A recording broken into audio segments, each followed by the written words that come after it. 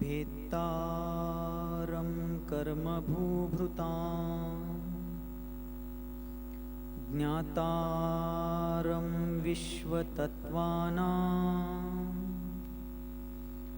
वन्दे तद्गुणलब्धये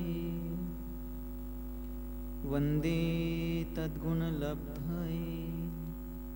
पंच परमेष्ठी भगवान की, द्वादशांग जिनवानी माता की, चारित्र्य चक्रवर्ती समाधि सम्राट मुनिकुल पितामह धर्म साम्राज्य नायक 20वीं शताब्दी के प्रथम आचार्य भगवान श्री शांति सागर जी मुनि महाराज की, अध्यात्म सरोवर के राजहंस आचार्य भगवान श्री विद्यासागर जी मुनि महाराज की, दीक्षा गुरु शांत मूर्ति वात्सल्य रत्नाकर गुरुवर आचार्य भगवान श्री सन्मति सागर जी मुनि महाराज की, पूज्य आचार्य श्री वर्धमान सागर जी मुनि महाराज की, पूज्य निर्यापक श्रमण मुनिवर श्री धर्म सागर जी मुनि महाराज की, अहिंसा परमो धर्म की,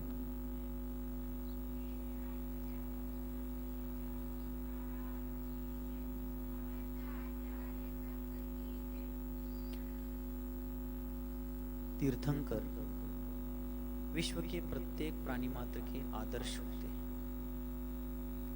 उनका जीवन हर भूमिका में सर्वोच्च आदर्श के रूप में विश्व के सामने प्रस्तुत है। उन्होंने वैवाहिक जीवन जिया, उसमें भी धर्म की प्रधानता रही।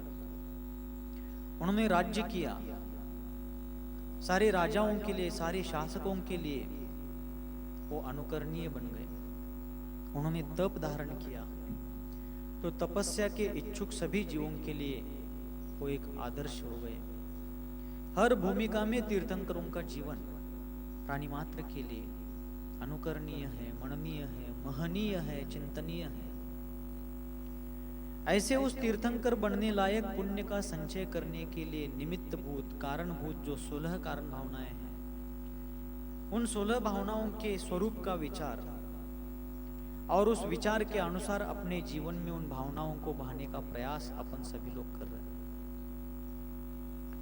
केवली श्रुत केवलियों के पादमूल में जो 16 कारण भावना भाते हैं और विश्व कल्याण की भावना से संपन्न होकर के अपने जीवन को संवेदनशील बनाते हैं, वे भाग्यवान भव्यात्मा जीव अपने जीवन में उस सर्वश्रेष्ठ पुण्य का संचय करते हैं। तो उन्होंने अपने जीवन में दर्शन विशुद्धि, विनय संपन्नता, निरतिचारशील व्रत, अभीक्ष्ण ज्ञानोपयोग, अभीक्ष्ण संवेग और शक्ति के अनुसार त्याग, तप, इस प्रकार साधु समाधि, वैयावृत्तिकरण, इन सभी भावनाओं को भाया और इसी प्रकार प्रवचन वात्सल्य भावना तक सभी भावनाओं से अपने जीवन को परिष्कृत, अलंकृत, अत्यंत आनंदमय बनाते हुए दूसरों के हित में भी सहयोगी बन गए। अपने कल्याण के साथ साथ प्राणी मात्र के कल्याण की निरंतर भावना सदैव, सभी का कल्याण, किसी का अहित ना हो, किसी का बुरा ना हो, किसी को दुख ना पहुंचे, कोई भी जीव व्यथित ना होवे, इस प्रकार की भावनाओं से जिनका मन हमेशा कोमलता के चरम स्पर्श को प्राप्त कर रहा था, मार्दव धर्म के उत्कृष्ट बिंदु को स्पर्श कर रहा था, ऐसे उन महात्माओं ने इस जीवन में वर्तमान कालीन अपने भव में तीर्थंकर पद को प्राप्त करके विश्व को कल्याण का मार्ग बताया। और जो विश्व को कल्याण का मार्ग बताते हैं, जिनके कारण संपूर्ण प्राणियों को मोक्ष मार्ग की, सुख के प्राप्ति का उपाय प्राप्त हो जाता है, उन्हें कहते हैं अरहंत भगवान। कौन से भगवान? हाँ, 24 तीर्थंकर हैं। कितने तीर्थंकर हैं? 24। वर्तमान अवसरपिनी काल में वृषभनाथ भगवान से लेकर महावीर भगवान पर्यंत 24 तीर्थंकर हो गए। भूतकाल में भी ऐसे 24 तीर्थंकर हो गए, भविष्य काल में भी 24 तीर्थंकर होंगे। हर समय प्रत्येक अवसरपिनी, प्रत्येक उत्सर्पिनी के दुष्मा सुषमा नाम के काल में, जिसे अपन संक्षेप में चतुर्थ काल कहते हैं, उस काल में 24 तीर्थंकर होते रहेंगे। ऐसे अनंत बार 24 तीर्थंकर हुए। 24 तीर्थंकर कितने बार हुए? भूतकाल में ऐसे अनंत बार, अनंत 24 या विदेह क्षेत्र में तो हमेशा 20 तीर्थंकर होते रहते। भरत ऐरावत क्षेत्र में प्रत्येक 24 तीर्थंकर प्रत्येक अवसरपिनी, प्रत्येक उत्सर्पिनी काल में होते रहते।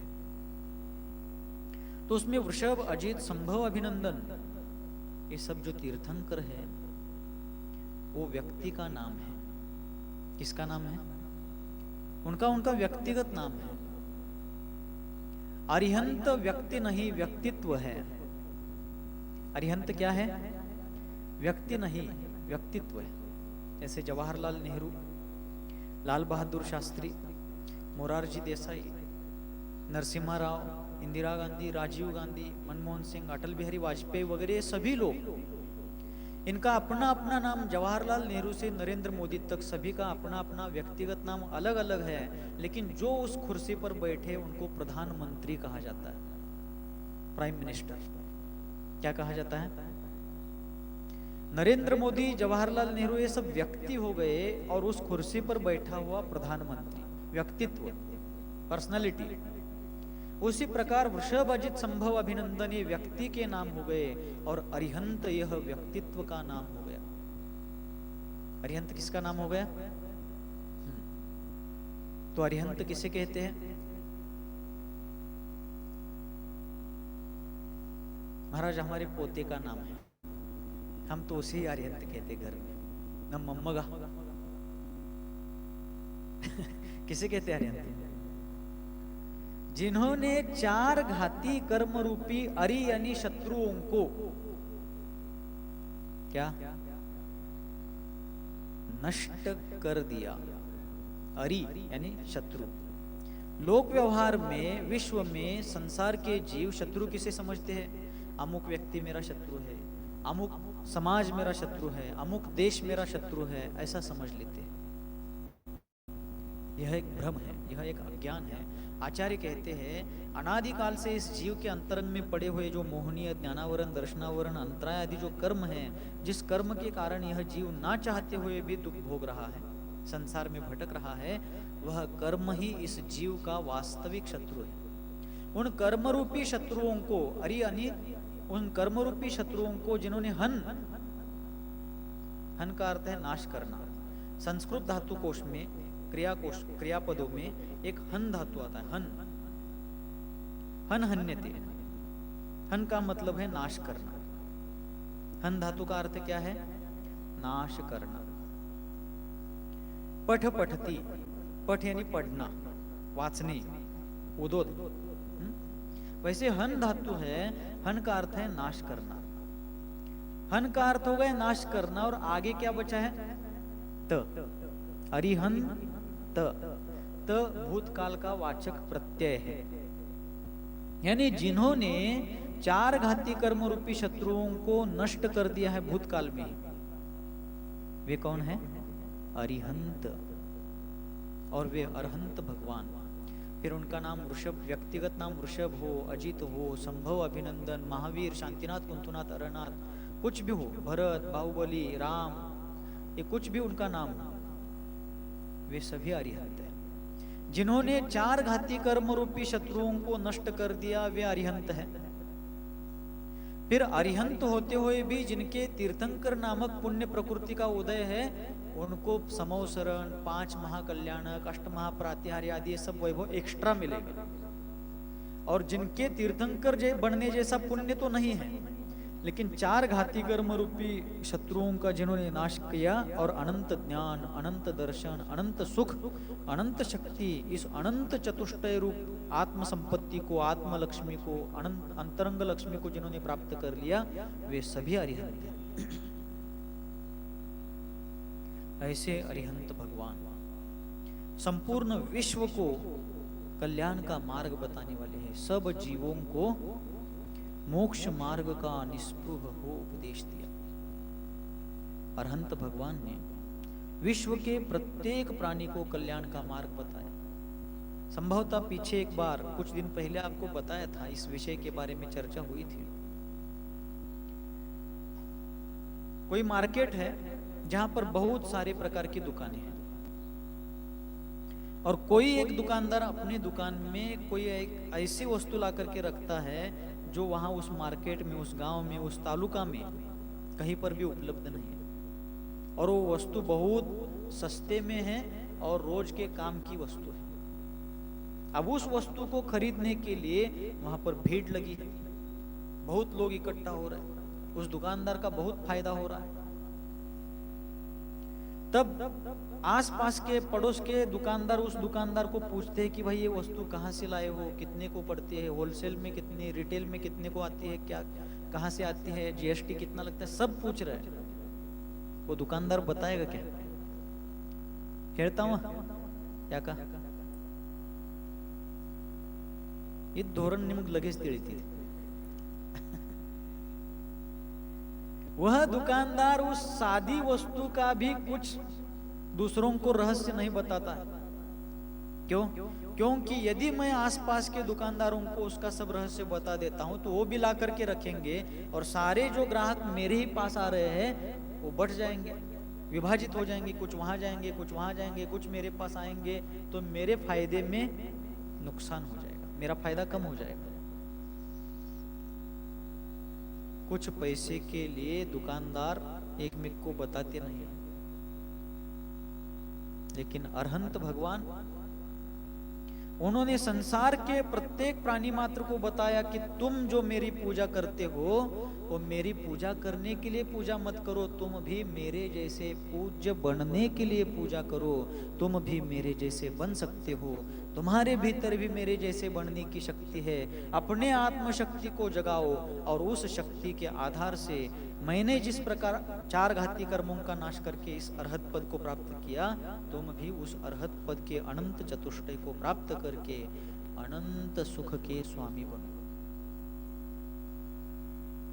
जैसे उस दुकानदार को चिंता है कि ग्राहक बढ़ जाएंगे, मैं बताऊंगा तो दूसरी दुकान में जाने लगेंगे, वैसे अरहंत भगवान को चिंता नहीं होती कि मैं इनको रत्नत्रय स्वरूप मोक्ष मार्ग बताऊंगा तो ये भी रत्नत्रय धारण करके मेरे जैसे बन जाएंगे, तो मेरी पूजा कौन करेगा, इसकी चिंता उनको नहीं है। ऐसा स्वार्थ उनमें नहीं है, बल्कि उन्होंने सब जीवों को, किनको उपदेश दिया, सब जीवों को, गरीबों को उपदेश दिया, गरीबों को मोक्ष मार्ग का उपदेश दिया, श्रीमंतों को दिया, जैनों को दिया, अजैनों को नहीं दिया, किसको दिया, सभी को दिया। जैन अजैन, मनुष्य, पशु, अमीर गरीब, उच्च नीच, देव नारकी, कोई भेदभाव नहीं। यहाँ तक कि पाठशाला के छोटे से बच्चे भी जानते हैं कि भव्य जीव ही मोक्ष मार्ग धारण करके मोक्ष प्राप्त कर सकता है। जानते हैं क्या? नहीं जानते हैं। फिर अरहंत भगवान नहीं जानते?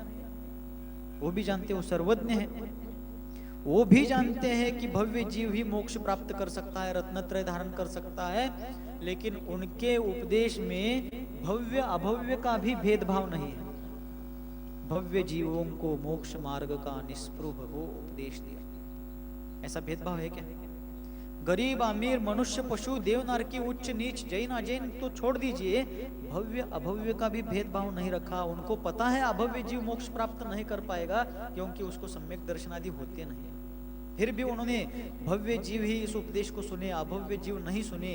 ऐसा डिवाइडर नहीं लगाया, ऐसा विभाजक निर्माण नहीं किया, सबको बता दिया।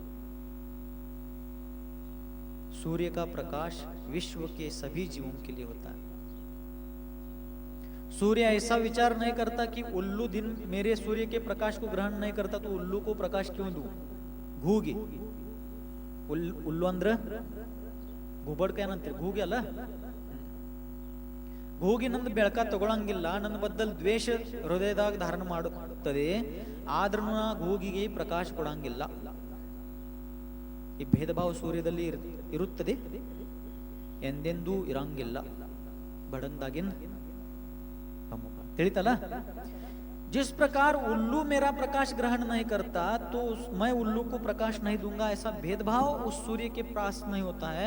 उसी प्रकार अभव्य जीव इस उपदेश को सुनेगा नहीं और सुन करके भी उसके काम आएगा नहीं, वो रत्नत्रय धारण नहीं कर पाएगा, उसमें योग्यता नहीं है, उसमें शक्ति नहीं है।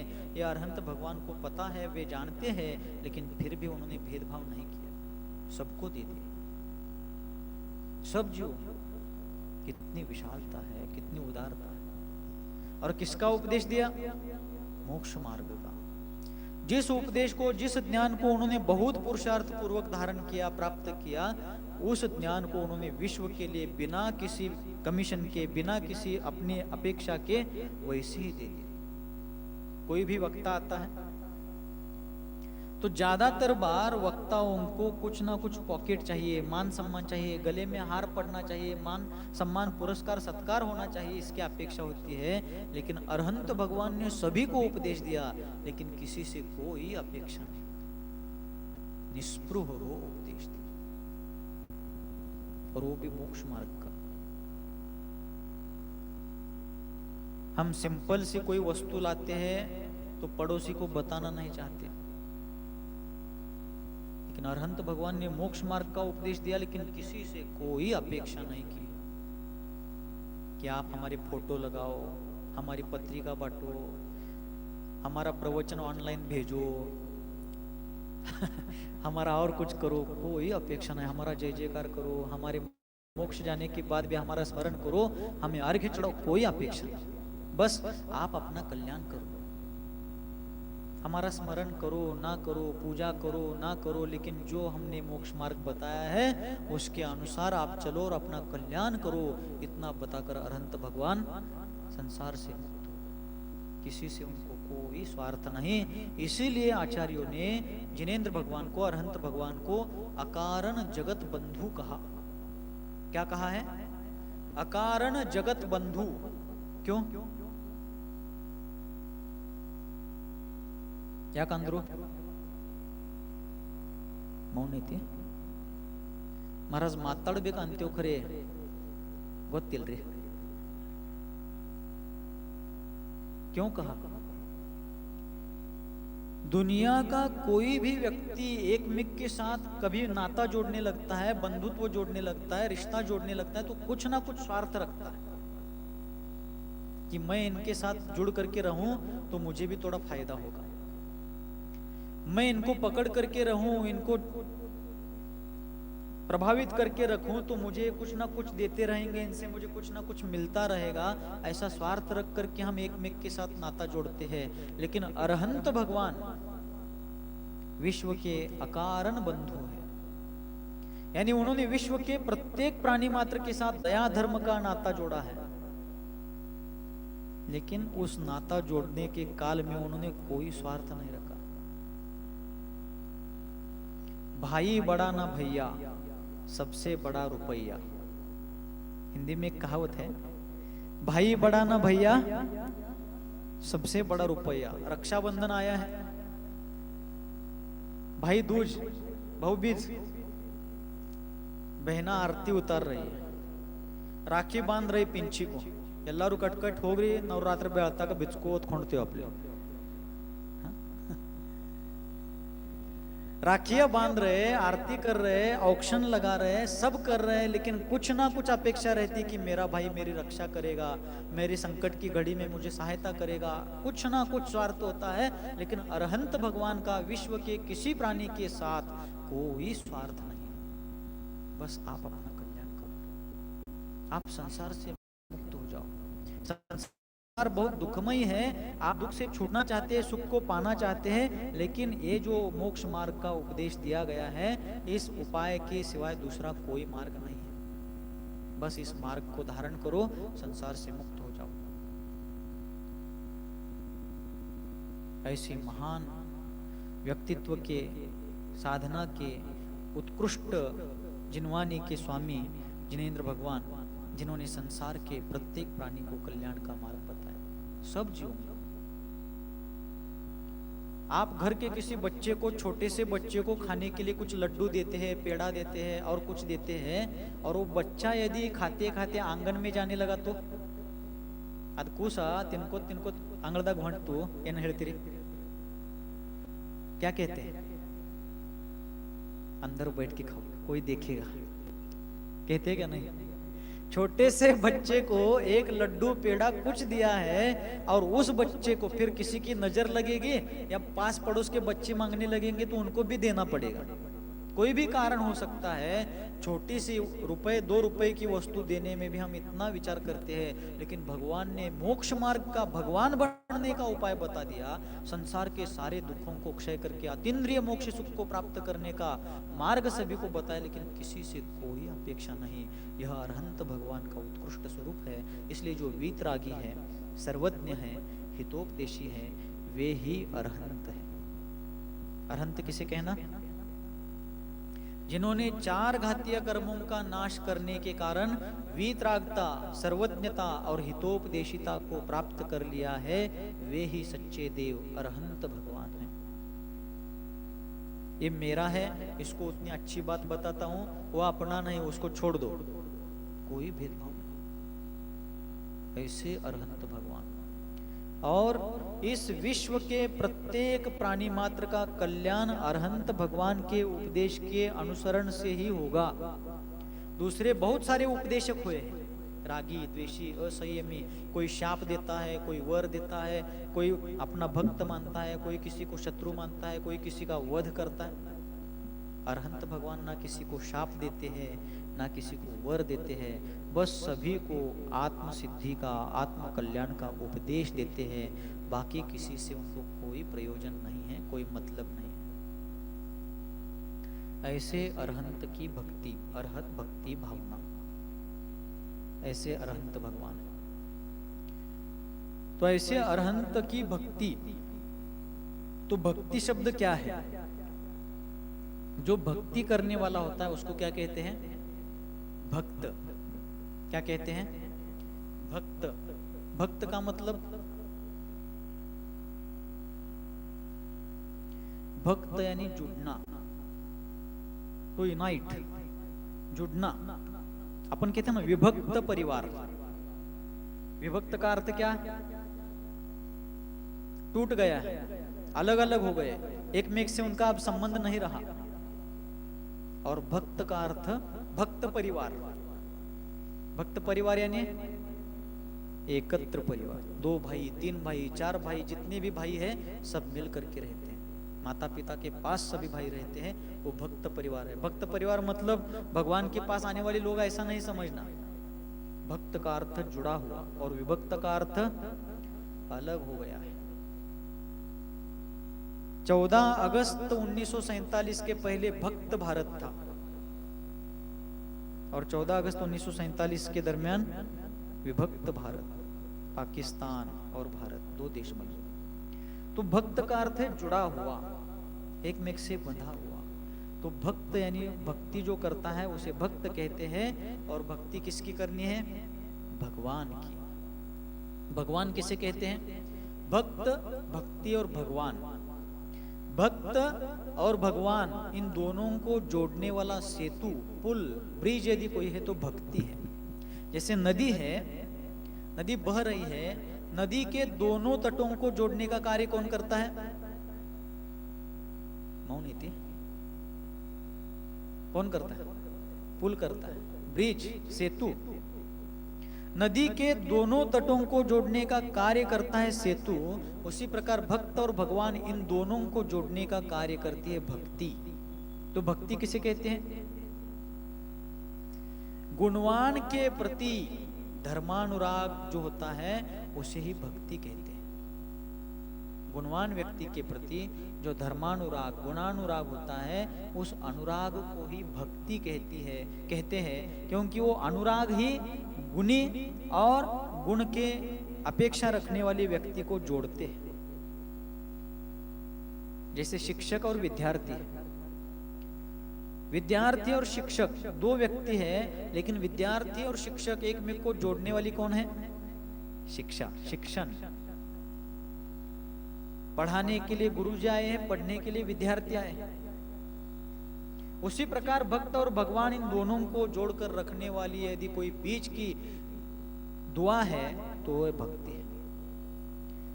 इसलिए अरहत भक्ति भावना, अरहंत भगवान के चरणों से जुड़ करके रहने की भावना, उनके चरण में शरण आने की भावना, उनकी आराधना करके उनके जैसे बनने की भावना। एक प्रश्न पूछता हूं, आप लोग रोज आईने के सामने जाते हैं, दर्पण आईना मीन्स दर्पण, आरसा।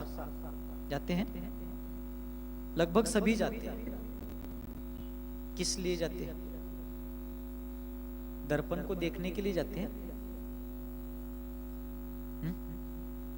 कंडाळ नोडू सलवा होಗ್ತೀರಿ, या सलवा होಗ್ತೀರಿ? आईना देखने के लिए, दर्पण देखने के लिए हम दर्पण के सामने नहीं जाते। फिर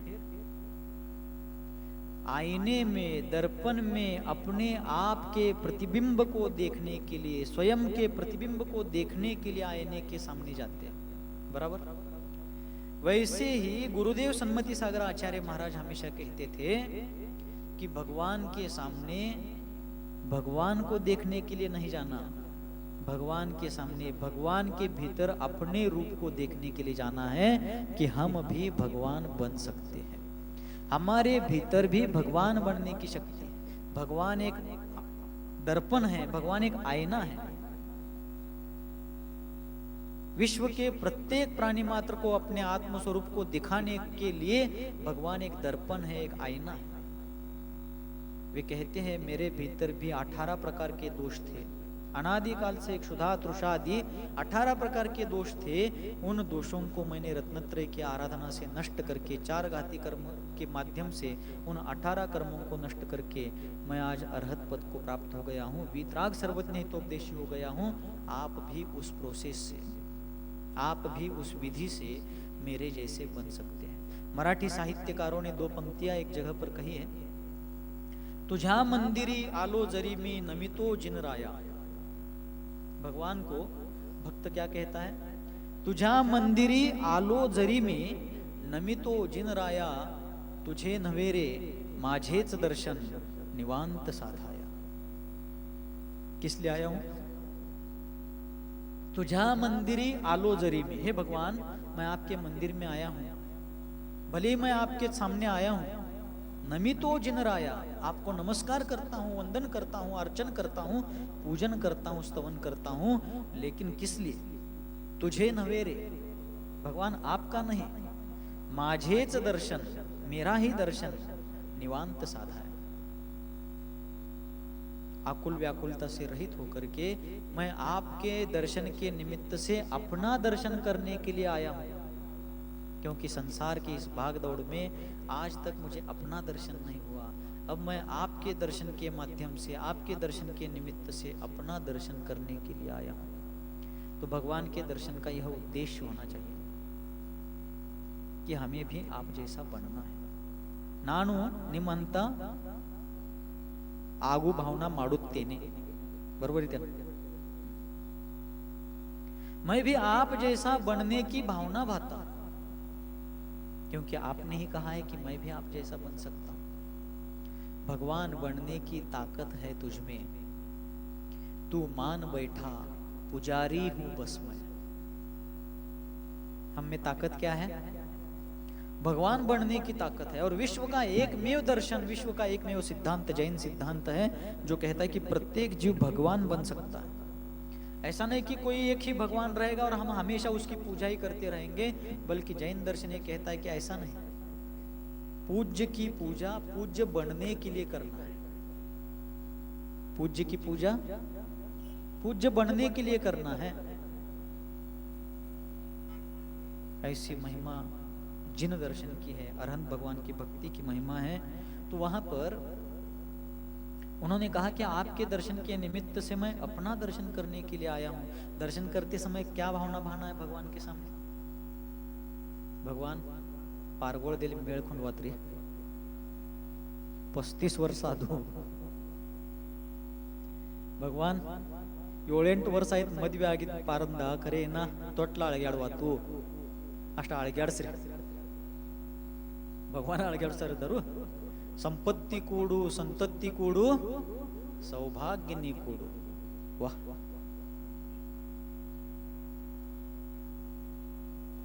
इतर सलवाग बरो देती। ये सांसारिक कामना करने के लिए आना है। भगवान के सामने आकर यदि हम हमारा घर अच्छे से चले, व्यापार अच्छे से चले, खेती बाड़ी अच्छे से चले और सब कुछ लोक व्यवहार में हमारा सब फायदा होता रहे, इस कामना के लिए आते हैं, तो हम दर्शन करने के लिए, भक्ति करने के लिए नहीं, सौदा करने के लिए आते हैं। क्या करने के लिए आते हैं? ये भक्ति नहीं, व्यापार है, सौदा है। भगवान की भक्ति करने से आचार्य कहते हैं कि भगवान की भक्ति करने से जब साक्षात मोक्ष सुख की प्राप्ति हो सकती है, तो सांसारिक सुख मिले इस प्रकार की कामना करने की आवश्यकता है क्या? है? नहीं है। धनवान व्यक्ति के पास कोई गरीब व्यक्ति जाता है, निर्धन व्यक्ति जाता है, किस लिए जाता है? सावकार मनशेर कडे बडोर मनशेर होगतारू यात्र सलवागे नानु निम्मंता आग बेकत्त बंदिದ್ದೇನು। मैं भी आप जैसा धनवान बनने के लिए आया हूं। गरीब व्यक्ति धनवान के पास इसलिए जाता है। ज्ञानी व्यक्ति के पास अज्ञानी व्यक्ति किस लिए जाता है?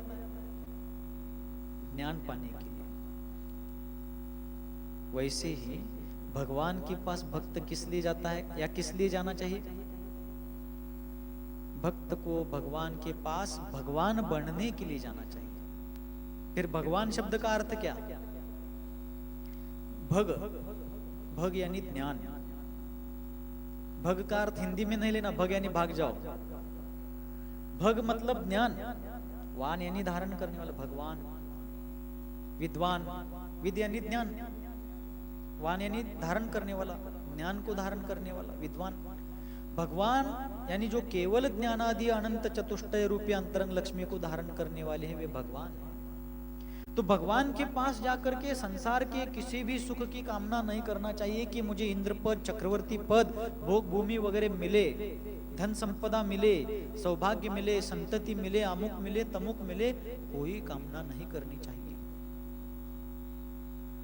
एक सेठ हमेशा भगवान के पास जाते थे, रोज सुबह जल्दी जाते थे, सोने की थाल में अष्ट द्रव्य को सजा करके भगवान के सामने जाकर के अभिषेक पूजन सब करते थे। अनेक वर्ष हो गए, उनका रोज यही कार्यक्रम होता था, सुबह सुबह भगवान की भक्ति करना और फिर आगे चलना। उसी समय एक गरीब और आंखों से अंधा व्यक्ति, जिसको दिखाई नहीं देता था, जो जन्मांध था, लेकिन जिसने ज्ञानी जनों के मुख से भगवान की महिमा सुनी थी, भगवान के व्यक्तित्व का स्वरूप समझा था, वह रोज भगवान के सामने निर्धन होने के कारण खाली हाथ आता था। वो चाहता था मैं भी भरपूर आनंद से, ठाट बाट से पूजा करूं, लेकिन उसके पास कुछ नहीं था। वो खाली हाथ भगवान के पास आता था, खाली कैले बरती थी। रोज भगवान के सामने आकर उनकी उपासना करता, भक्ति करता, जाप्य करता। वो सेठ भी रोज उसके सामने ठाट बाट से अभिषेक, सोने की थाली में लाया हुआ दिव्य द्रव्य चढ़ाते थे। एक दिन 20-25 साल इस प्रकार ये रोज के रोज चलता रहा। एक दिन सेठ जी को किसी कारण से आने में थोड़ा विलंब हुआ, लेट हो गए, और वो जो गरीब भक्त था, आंखों से अंध था, वो अपने समय पर आ गया। आकर के वो भगवान की भक्ति कर रहा था। भगवान की भक्ति करते करते वो इतना तल्लीन हो गया उनकी स्तुति करने में कि वो अपने आप को भूल गया। और फिर भगवान उसकी भक्ति को देख करके अत्यंत प्रसन्न हो गए। उदाहरण के रूप में लेना है, हमारे भगवान ना प्रसन्न होते हैं ना नाराज होते हैं। महाराज नाराज आ किधर है? महाराज नाराज हो गए क्या? जो नाराज होते हैं वो महाराज नहीं होते, और जो महाराज होते हैं वो नाराज नहीं होते। क्या करना, वे तो भगवान है। फिर भगवान प्रसन्न हो गए उसकी भक्ति से, और प्रसन्न होकर के वे कहते हैं कि वत्स, हे भव्यात्मन, तुम्हारी भक्ति देख करके मैं गदगद हूं, और आज तक मैंने बरसों से तुम्हारी भक्ति को देखा है। आज मैं तुम्हें कुछ देना चाहता हूं। कौन कह रहे हैं? भगवान कह रहे हैं। भगवान कहते मैं आज तुम्हें कुछ देना चाहता हूं। ना निंगे एंड्र कोडुद्दी इच्छा माडुत्तेने, कुड़बेक अंतेन, मैं तुम्हें कुछ देना चाहता हूं। भक्त कहता है भगवान मुझे कुछ नहीं चाहिए। वो क्या कहता है, जो गरीब है, निर्धन है, जिसके पास 2 टाइम का पेट भरने के लिए भी साधन नहीं है, आंखों से अंध है, वो कहता है भगवान मुझे कुछ नहीं चाहिए। भगवान पूछते अरे ऐसा मत करो, खेती मांगो, घर मांगो, धन मांगो, सोना मांगो, जो चाहो मांगो, मैं दूंगा तुम्हें। वो कहता है कुछ नहीं चाहिए, कुछ नहीं। फिर अंत में भगवान कहते चलो ठीक है, घर जमीन जुमला कुछ नहीं चाहिए, ठीक है, कम से कम मेरी इच्छा है, तुम्हें मेरी आंखें मैं देना चाहता हूं। नन्नु कन्न नानिंग कुड़बेक अंते। भगवान क्या कहते हैं, मैं तुम्हें अपनी आंखें देना चाहता हूं, जिससे तुम कहीं भी आ सकते हो, जा सकते हो, अपना काम कर सकते हो, मुझे देख सकते हो। भगवान क्या कहते हैं भक्त से, मैं अपनी आंख तुम्हें दूंगा तो तुम आने जाने में आसानी से आने जाने का कार्य करोगे, और आंखें तुम्हें मिलने से, नेत्र मिलने से तुम मुझे देख पाओगे। तो भक्त कहता भगवान मुझे आपकी आंख भी नहीं चाहिए, आपके नेत्र मुझे नहीं चाहिए। फिर भगवान कहते अरे बाकी सब छोड़ो, तुम आंख मिलने के कारण मुझे देख लोगे, मेरा दर्शन हो जाएगा। तो भक्त कहता भगवान मैं आपको नहीं देख सकता, इसका मुझे दुख नहीं है, आपकी दृष्टि मेरे ऊपर पड़ती है, यही मेरे लिए आनंद की बात है। यदि आप आंखें छोड़ दोगे तो आप मुझे देखोगे कैसे, आपकी दृष्टि मेरे ऊपर पड़ेगी कैसे, इसलिए मुझे आपकी आंख भी नहीं चाहिए, आपके पास रहने दो, मैं नहीं देख पाया तो भी कोई बात नहीं, लेकिन आप मुझे देखते ही यही मेरा आनंद है। ये है भक्ति, ये वास्तविक भक्ति है। इसलिए संपत्ति कोडू संतत्ति कोडू द्यावार येते मंगळार येतो इन्ना 2 दिन इदाव नडुक गलत है। जब साक्षात अरहंत भगवान की भक्ति करने का अवसर हमारे जीवन में मिला है, तो हमें अरहंत भगवान को छोड़कर, पंच परमेष्ठी को छोड़कर के और कोई भी शरण नहीं है। पंच परमेष्ठी के अलावा इस विश्व में हमारे लिए कोई भी शरण नहीं। शुद्धात्म अरु पंच गुरु जग में शरणा दोय। इस जग में शरण कितने हैं, 2 ही है। शुद्धात्म स्वयं का निश्चय नय से मेरा जो शुद्धात्मा है वही मेरे लिए और संसार के सभी जीवों को अपना अपना शुद्धात्मा ही निश्चय नय से शरण है, और व्यवहार नय से पंचगुरु पंच परमेष्ठी शरण है। शुद्धात्म अरु पंचगुरु जग में शरणा दो। जग में 2 ही शरण है, निश्चय नय से हर जीव का अपना अपना शुद्धात्मा, और व्यवहार नय से प्रत्येक जीव को पंच परमेष्ठी शरण। इसलिए भगवान की भक्ति करते समय कोई कामना सांसारिक सुख की नहीं करनी चाहिए। निकांक्षित भक्ति, कोई कांक्षा नहीं। एक छोटा सा बालक, पाठशाला का बच्चा था, छोटा सा था, रोज मंदिर आता था, और मंदिर आने के बाद वो भगवान के सामने अ आ ई उ रु रु ए ऐ ओ औ क ख ग घ घ, ये सभी क्या करता था, स्वर व्यंजन भगवान के सामने बोलता था। विद्यालय जाने लगा था, पहली कक्षा में पढ़ रहा था, 5 साल के दरमियान उसकी उम्र थी। रोज भगवान के सामने अ से लेकर ह तक सारे स्वर व्यंजन बोलता था।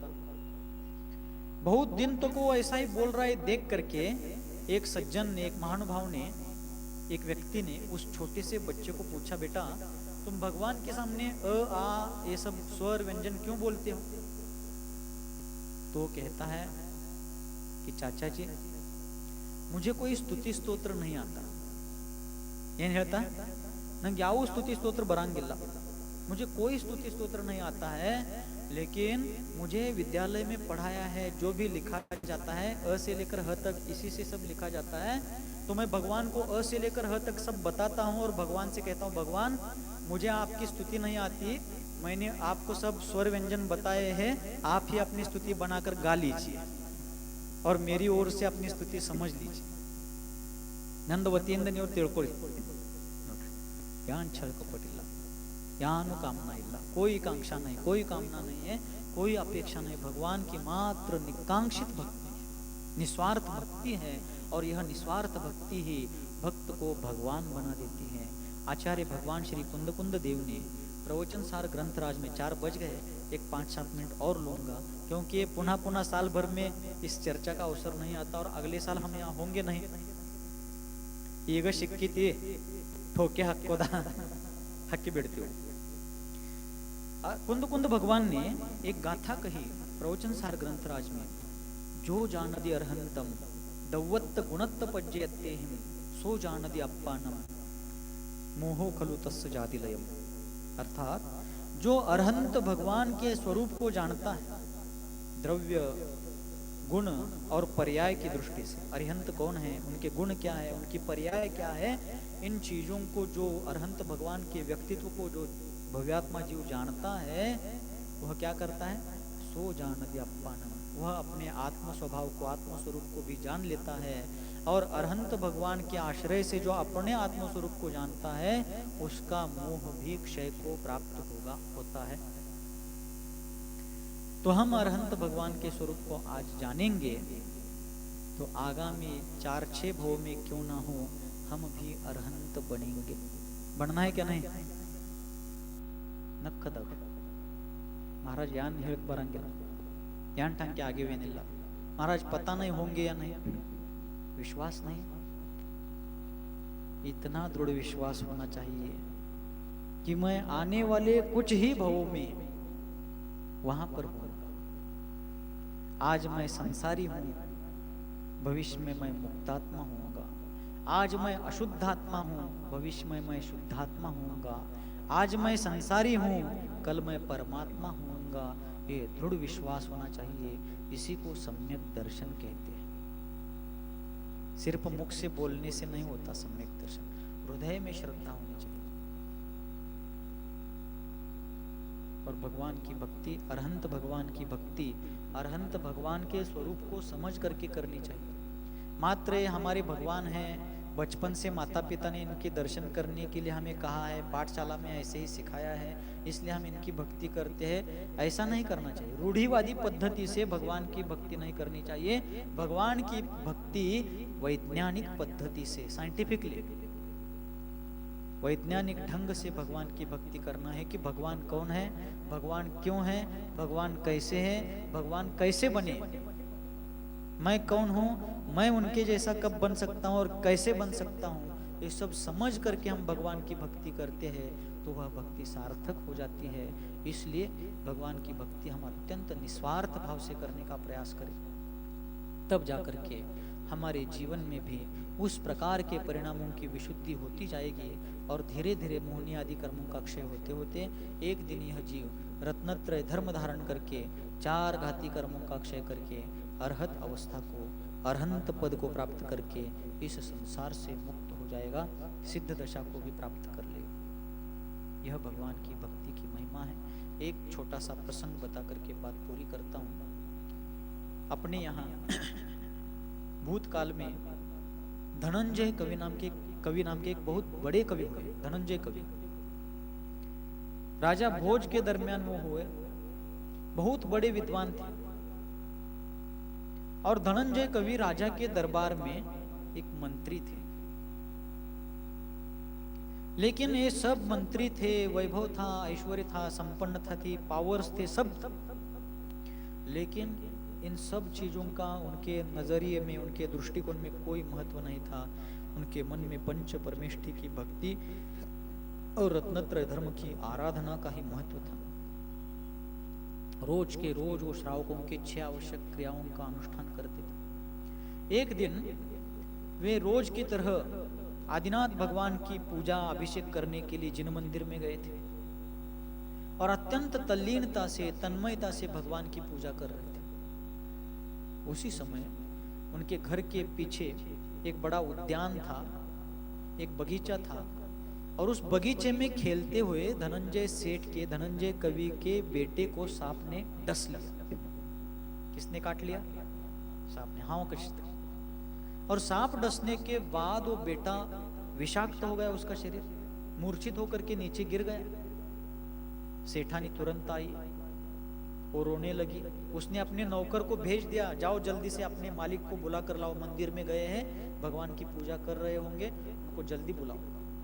वो नौकर दौड़ता दौड़ता वहां सेठ जी के पास जाता है। तो सेठ धनंजय कवि जिनेश्वर भगवान की पूजा करने में, आदिनाथ भगवान की पूजा करने में, अरहंत भगवान की पूजा करने में बहुत तल्लीन होते।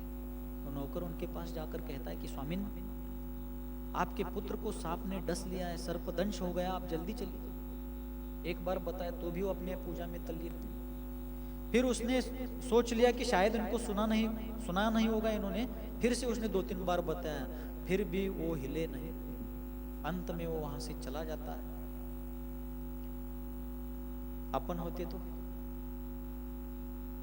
या भगवान यान पूजा हिंदी नोडून रे, अपन होते तो तुरंत भाग जाते, लेकिन वो धनंजय सेठ, धनंजय कवि तल्लीनता पूर्वक भगवान की पूजा करते रहे। वो नौकर जाता है और उनकी मालकिन को बताता है क्या कि हमने स्वामी को बताया, मालिक को बताया, लेकिन वे नहीं आए। उन्होंने सुन करके भी कोई प्रतिसाद नहीं दिया, रिस्पांस नहीं दिया, प्रतिक्रिया नहीं दी। इतना बताते ही वो जो सेठानी थी उनको बहुत क्रोध आता। जो अब तक दुखी थी वो क्रोधित हो गई और अपने बेटे को हाथ में उठाती है और वहां मंदिर में लेकर जाती है। धनंजय सेठ के बाजू में उस बेटे को रखती है और बड़बड़ाने लगती है, तमतमाने लगती है कि क्या ऐसे यान जगद्वर्त भक्ति है त्यान, हाँ? क्या ऐसे दुनिया से कोई अलग भक्ति कर रहे हो? क्या किसी ने आज तक भक्ति नहीं की? क्या धर्म ऐसा होता है? बेटा मृत्यु के द्वार पर पड़ा है और तुम्हें भगवान की पड़ी है। डांटने लगी, चिल्लाने लगी, चीखने लगी। तो भी धनंजय सेठ बिल्कुल विचलित नहीं और वे भगवान का अष्टद्रव्य से पूजन करके उनकी संस्कृत भाषा में स्तुति करने लगे। स्वात्म स्थितः इत्यादि रूप से उन्होंने भगवान की स्तुति की। तो स्तुति करते समय जब वे भगवान का स्तवन करने में इतने तल्लीन हो गए तो भगवान की स्तुति करते करते उस विशुद्ध परिणामों के निमित्त से उनका बेटा अपने आप उठ करके बैठ गया। क्यों? क्योंकि उन्होंने भगवान की जो भक्ति की थी।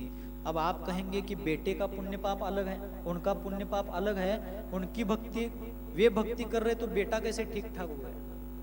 तो बेटे के मृत्यु से जो दुख उनको होने वाला था, ऐसा जो उनका कर्म था, उस कर्म को ही उन्होंने अपनी भक्ति से क्या कर दिया? नष्ट कर दिया। और उस निमित्त से बेटे के आयु कर्म की उदीरना, उसके आयु कर्म का क्षय भी रुक गया। परस्पर में निमित्त नैमित्तिक संबंध होते हैं। अरहंत भगवान की भक्ति से धनंजय कवि ने अपने बेटे को बचा लिया। उस स्तोत्र का नाम पड़ गया। आज भी बहुत से लोग भक्ति पूर्वक उसका पठन करते हैं, विशापहार स्तोत्र। ये शक्ति है। इसलिए अरहंत भगवान को छोड़ करके इधर उधर भागने भटकने की कोई जरूरत नहीं है। अरहंतों की भक्ति निकांक्षित भावना से होकर के अपन करेंगे तो संसार के सभी सुख तो मिलेंगे ही, लेकिन आगे चल करके जल्दी से जल्दी मोक्ष सुख की भी प्राप्ति होगी। बचा हुआ प्रकरण अगले सत्र में देखेंगे। अहिंसा परमो धर्म की